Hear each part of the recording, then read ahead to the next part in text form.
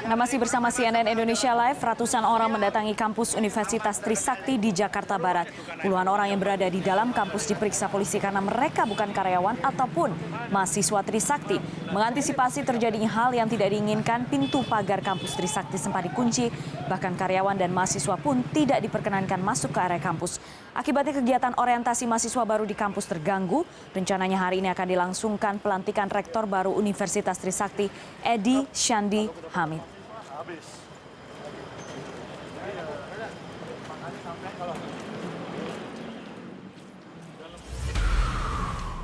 Reinhard Sirait di kampus Trisakti, Jakarta Barat. Reinhard, bagaimana situasi terkini di kampus Trisakti? Banyak foto-foto di media sosial menunjukkan keramaian yang luar biasa di depan kampus.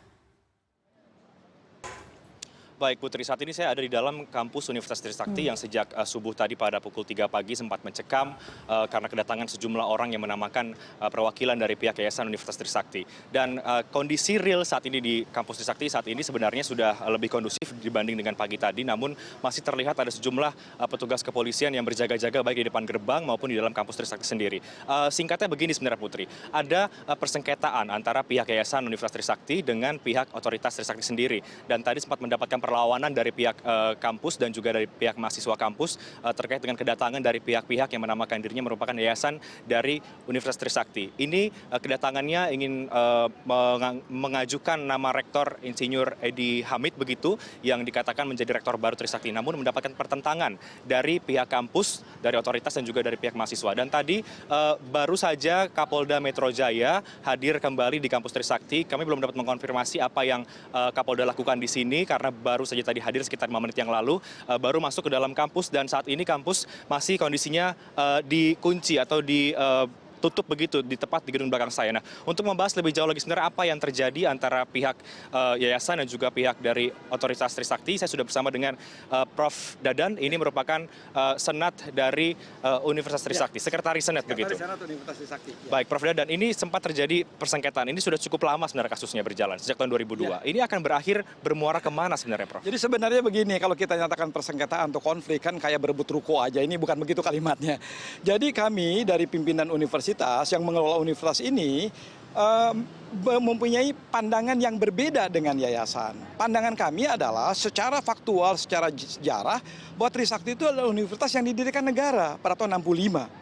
Nah, tetapi pihak yayasan merasa bahwa Universitas Trisakti itu adalah milik mereka. Kenapa demikian? Karena ada surat Menteri Daud Yusuf, yaitu 13 tahun setelah Trisakti berdiri, yang menyerahkan ke yayasan.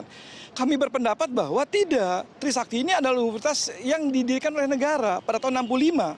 Dulu ada Universitas Respublika yang didirikan oleh Yayasan Baperki gitu ya kira-kira.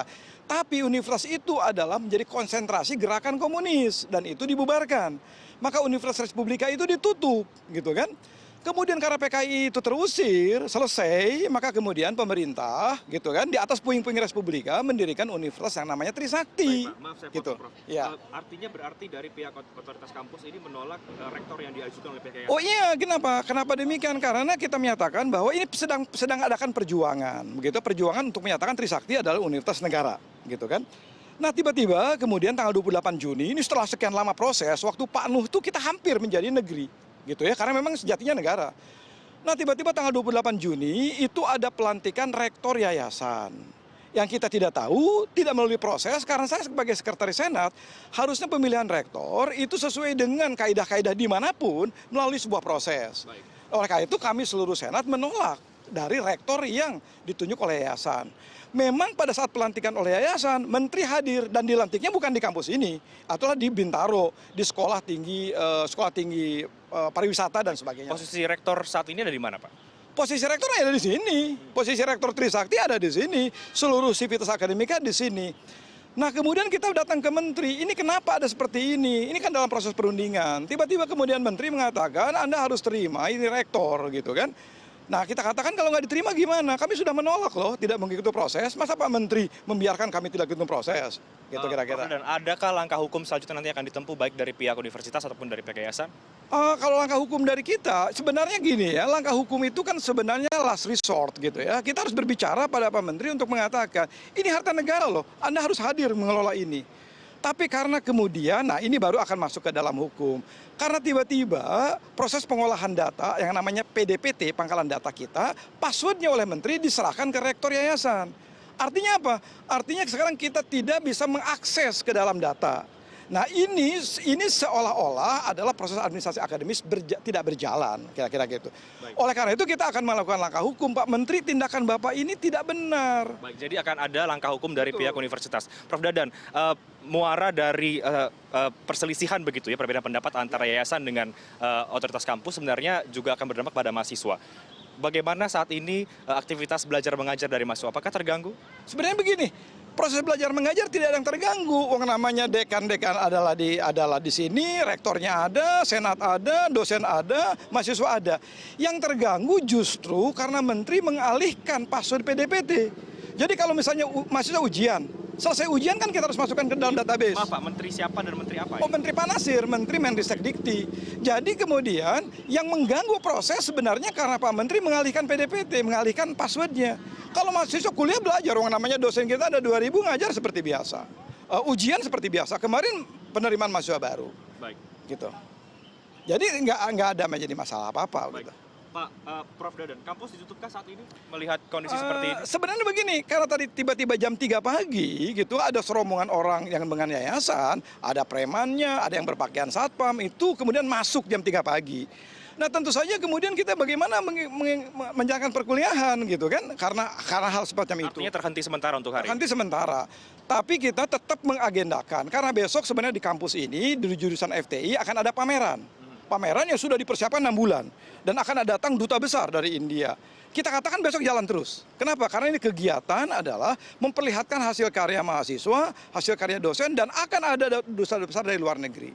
Tetap kita mengatakan bahwa ini berjalan dengan baik, akan dijalankan dengan baik. Besok sudah mulai normal kembali Pak? Ya harapannya siang ini juga normal begitu kan, yang membuat tidak normal bukan kita. Kita datang mau bekerja secara normal, tiba-tiba kampus sudah diduduki orang, kan itu kira-kira. Tapi kalau misalnya sekarang kita lihat tadi Pak Polisi dari Kapolda, dari Polres, itu mengusir orang-orang yang tidak berhak, kecuali yayasannya ada di sini. Tapi kalau bangsanya yang preman-preman sudah diusir, itu kita berterima kasih sekali kepada polisi, karena bisa chaos kan, kira-kira gitu. Jadi saat ini Kapolda juga baru datang, entah nanti akan ada bentuk seperti apa negosiasi yang dilakukan. Ya. Untuk kita harapkan ada jalan keluar antara pihak tentu saja. universitas dan juga pihak yayasan. Tentu saja. Terima kasih Prof Dadan. Ya, Ya demikian Putri perbincangan saya bersama dengan Prof Dadan yang merupakan Sekretaris Senat Universitas Trisakti yang memang saat ini masih ditutup untuk sementara karena masih terjadi perselisihan begitu, dan tadi Kapolda baru datang. Kita akan tunggu nanti apa hasil dari kedatangan Kapolda. Apakah ada solusi dari permasalahan antara universitas dan juga pihak yayasan yang sudah berjalan begitu lama sejak tahun 2002, atau ada langkah hukum yang akan ditempuh selanjutnya. Kita kembali ke studio, Putri. Baik, Reinhard Sirait dari Universitas Trisakti di Jakarta.